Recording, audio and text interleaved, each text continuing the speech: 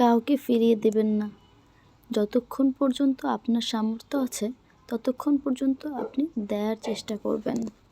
এমন অনেক মানুষ আছে, তার পকেটে যদি 10 টাকা থাকে তাহলে সে সেই 10 টাকাই দান করে দেয়। আপনি যদি 10 টাকা দান করতে না পারেন, সমস্যা কি? 1 টাকা করুন, 2 টাকা করুন, আপনার সামর্থ্য অনুযায়ী করুন।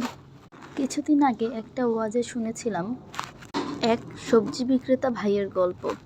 সে প্রতিদিন সকালে নিজ গ্রাম থেকে অন্য একটি গ্রামে যেত সবজি কেনাকাটা করার জন্য।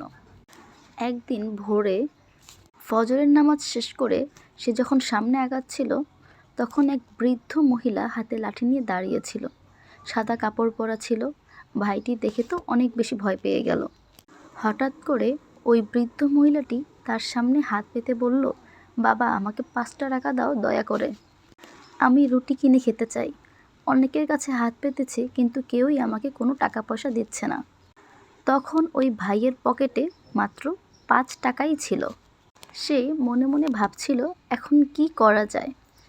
আবার ওই বৃদ্ধ মহিলাটি বলল, বাবা, আমি 2 দিন হয়েছে আমি কিছু খেতে পারছি না, কেউই কিছু দিচ্ছে না, তুমি আমাকে 5 টাকা দাও, আমি কিছু খেতে চাই, 1 পিস রুটি হলেও আমি কিনে খেতে চাই। তখন সে আর কিছু চিন্তা না করেই তাকে 5 টাকা দিয়ে দিল।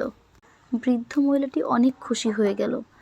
আর সেই ভাইটি তাকে বলল, আপনি আল্লাহর কাছে দোয়া করবেন যাতে আমি একটি বাড়ি বানাতে পারি। আমার আপনার বয়সী মা আছে ঘরে।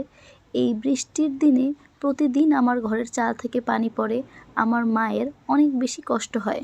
বৃদ্ধ মহিলাটি আল্লাহর কাছে দোয়া করল এবং আল্লাহ তাআলা তার দোয়াও কবুল করল। এই ভাইটি এখন অনেক বড় বাড়ির মালিক এবং তার ব্যবসায় আল্লাহ তাআলা অনেক বেশি বারাকা দান করেছেন। ওয়াজটি শুনে আমার অনেক ভালো লেগেছে।